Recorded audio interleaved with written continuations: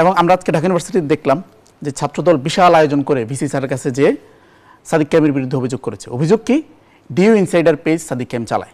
আমি আপনাকে একটা মজা দেখাচ্ছি।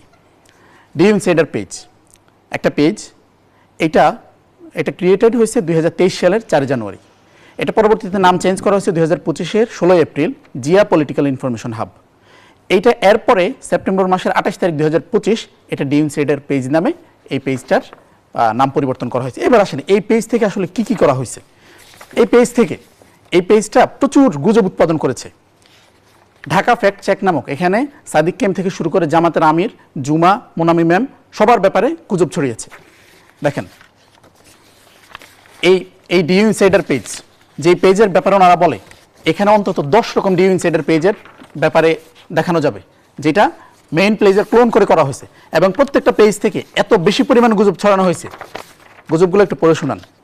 ডিইউ ইনসাইডার একটা পেজ, এই পেজ কিন্তু হাসানুল বান্না চালায় না। আমি একটু 30 সেকেন্ড চাই।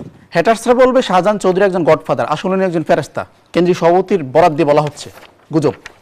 ডিইউ ইনসাইডার পেজ জুমার নামে অশ্লীল কথা বলা হয়েছে, গুজব। ডিইউ ইনসাইডার পেজ সর্বমিত্র নামে বলা হচ্ছে শুধুমাত্র ছাত্রী সংস্থার নেত্রীরা আমাকে শান্ত করতে পারবে, গুজব। জুমার নামে অশ্লীল কথা বলা হচ্ছে, আমি এগুলো বললাম না, আমি এখানে দিলাম। ডিইউ ইনসাইডার পেজ সাদিক কায়েমের নামে বলা হচ্ছে, গুজব পুরোটাই। আর গুজব দেখেন আমি একটু শেষ করি, আমি একটু শেষ করি, আমি একটু জাস্ট 10 সেকেন্ড চাই নেব। তুমি সময় এক লাইনে যদি শেষ করেন। হ্যাঁ, যে হাসানুল বান্নার ব্যাপারে বলা হয়েছে, হাসানুল বান্না ওপেন চ্যালেঞ্জ করেছে, সে যদি কোনো রকম ক্রাইম করে থাকে, গুজব ছড়িয়ে থাকে, সে যে কোনো পরিস্থিতি মোকাবেলা করবে।